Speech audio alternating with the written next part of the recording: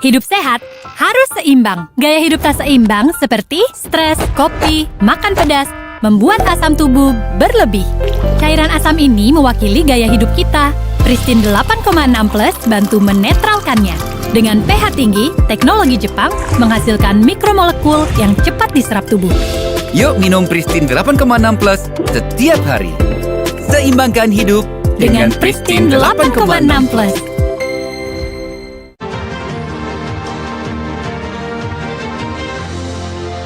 Dipersembahkan oleh, didukung oleh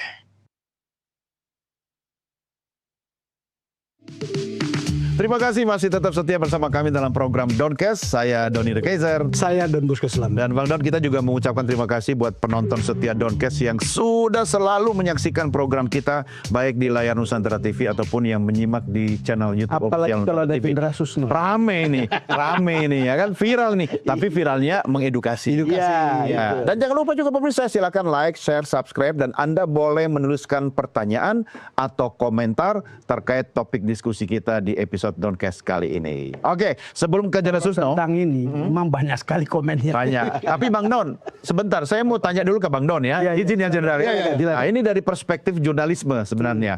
Kalau kita dengar dari Jana Susno kan harusnya udah selesai ya. Ya kan, soal kontroversi jasa, Bareskrim sudah clear ya kan, oke, Polda urusan lain. Tapi menurut Bang Don sebagai jurnalis senior, kenapa isu ini masih terus berkembang? Siapa makan siapa Bang sebenarnya Bang? Wah, agak susah juga jawabnya, Don. Tetapi kan ada beberapa pakar, ada beberapa poster yang menyebut ini politisasi jauh. Oke. Dan itu menggerus misalnya reputasi seorang mantan presiden, seorang Presiden Jokowi. Benar atau tidak datanya kita belum punya. Iya, tapi ada diskusi di luar sana soal politisasi itu besar. Iya. Tidak salah dong ya. Tidak soal salah. itu. Walaupun secara jurnalistik sebetulnya kalau saya diminta atau tim kita diminta untuk mendalami apakah itu asli, sebetulnya UGM sudah jawab, Oke. Polri sudah punya, Iya. kemudian KPUD. KPU, iya, teman semua seangkatan dia. teman seangkatan, Satu angkatan. yang sewisuda, Iya. semua sudah. Terus apa lagi gitu? Sebagai jurnalis dalam proses pekerjaan itu verifikasi yang begini-begini tidak perlu sampai di tingkat forensik, apalagi digital forensik untuk kemudian memastikan 99% mestinya orang percaya gitu, bahwa itu asli. Gitu pekerjaan kita. Kebenaran dunia, kebenaran manusia sudah. Selesai harus. Ilmiah sudah. Tinggal nanti kebenaran hakiki yang milik Tuhan. Tapi kan Jenderal, masing-masing pihak memiliki kebenaran versinya sendiri-sendiri. Tidak boleh kan. Standar kita kan kebenaran hukum. Baik pelapor maupun terlapor bersepakat mereka awalnya. Bahwa yang akan menyelesaikan ini adalah hukum. Betul. Makanya mereka pilih lembaga Polri. Tapi setelah di tengah jalan ada ketidakpercayaan pada Polri. Dibilang profesional lah. Tidak profesional. Dibilang kriminalisasi. Nah, makanya tinggal ini tadi mau panjang apa mau pendek. Iya, iramanya apa? Iramanya India kalau banyak. India itu filmnya istirahat dua kali. Iya. Tapi Bang Don sempat bilang kan istilah ini Jenderal, kriminalisasi ilmuwan. Itu kan bagi pihak-pihak yang merasa tidak puas dengan hasil profesionalnya Polri. Komentar Jenderal gimana? Kalau profesional Polri kita lihat ya, lembaga laborat Polri ini kan tarafnya bukan taraf ece-ece ya. Kita sudah dapat pengakuan internasional. Bukan karena saya mantan Kabaris-Krim yang bawa laborat itu kan. Tidak jual kecap ini. Karena Amerika pun mengakui. Kemudian sehingga kita pun di dalam membuat sekolah internasional tentang teroris itu kan memakai laborat ini. Sekolah internasional tentang teroris itu ada di Indonesia loh. Wow. Ada di, itu kan orang nggak ada tahu semua. Belajar di situ lebih. Saya baru tahu dah. GCLEC namanya. Ada di Semarang. Menerima siswa dari beberapa negara, termasuk Amerika, Australia. Tenaga pengajarnya dari beberapa negara. Laborat yang digunakan laborat ini. Ini sekolah buat anti teroris atau ngajarin teroris nih? Tinggal dua dia. Dia lurus ke depan atau belok sini. Tergantung lagunya. Oke, menarik ya. Soal itu tadi juga menarik Bang Don, soal keyakinan para pihak. Ya kan? Tapi kan kita harus hormati kalau sekarang bicara Polda, ya kan, ini kasus pencemaran nama baik. Pencemaran nama baik. Ya kan? Nah, ini berarti pasti ada tersangka. Iya. Anda bisa prediksi nggak, Jenderal? Siapa? yang namanya nama baik dicemarkan kan pasti ada yang mencemarkan. Mencemarkan. Cara mencemarkannya bisa tertulis, bisa dengan omon-omon. Ya. Nah, cara mencemarkannya mengapa? Misalnya ya, sesuatu dilakukan orang ini, sikap orang ini A, kemudian disebut B. Nah, contohnya dalam case ini, ijazahnya yang dikatakan ini, ijazahnya si A itu palsu. Padahal si A ini yakin betul bahwa ijazahnya asli. Atau si A itu berbohong.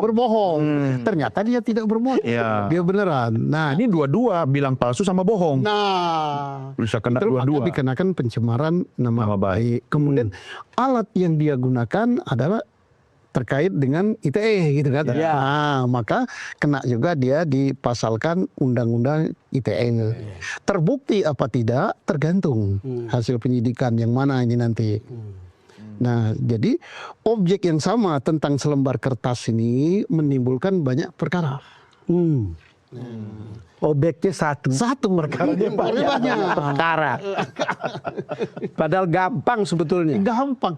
Dan ini dilakukan oleh Polri bukan pada level Basreskrim, pada level Polres pun sering. Kenapa sering? Ijazah orang mencalonkan legislatif palsu. Kemudian ijazah bupati palsu. Bahkan begitu ijazah gubernur. Pernah. Gubernur Sumatera Utara kalau nggak salah dulu. Siapa namanya? Nggak saya sebut namanya. Disebut palsu. Karena orang Indonesia itu senang yang palsu-palsu. Cuma begini, saya Nah, kembali lagi. Cerita tentang ijazah palsu itu banyak.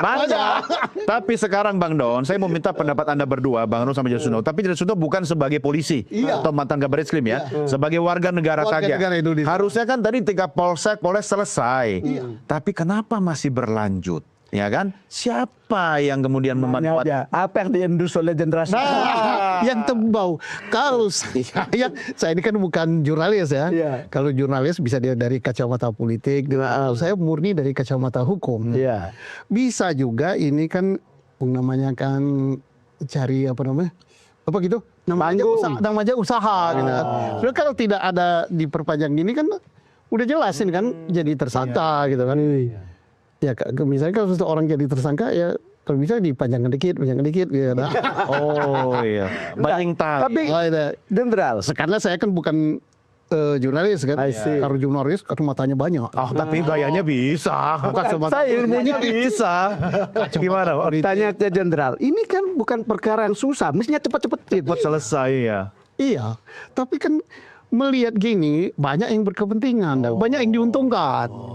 Satu diuntungkan, mungkin yang tidak pernah di panggung ya di panggung. Dia tidak pernah komentar. Komentator ya. Apalagi kalau mengomentari sesuatu yang bersifat apa namanya? Apa itu kalau booming yang misalnya Booming, viral. Viral. ini 1000% palsu gini-gini. Apalagi dia punya jabatan terkait dengan bidang pendidikan misalnya. Langsung bapak itu aja mengatakan palsu gitu. Padahal kalau kita dengar teliti ya Jenderal, ini banyak yang informasinya itu berdasarkan katanya. Coba bayangkan, dan itu ilmuwan. Bayangkan ilmuwan mengatakan katanya, dari dia itu saya dengar begini, dari dia itu saya dengar begini. Sehingga saya berkesimpulan. Semua katanya dan ngakunya. Tapi mungkin juga karena sosok yang diserang adalah seorang mantan presiden. Kalau Doni de Kaiser atau Don Bosco mungkin nggak seramai ini ya. Itu siapa lu? Masih lebih ramai Bang Don. Don Junior nggak laku gitu kan. Oke. Saya mau tanya, mumpung belum lupa. Iya. Ini kan dalam kasus-kasus begini ya, Jenderal. Polisi itu kadang-kadang menikmati nggak keramaian-keramaian begitu. Kan ini kan tanya kepada Kabar Eskrim. Kalau saya menikmatinya ya hiburan juga gitu. Politik-tainment. Satu, yang kedua kok tapi nggak diumumkan ya. Kok ada orang yang Iya. Kalau kita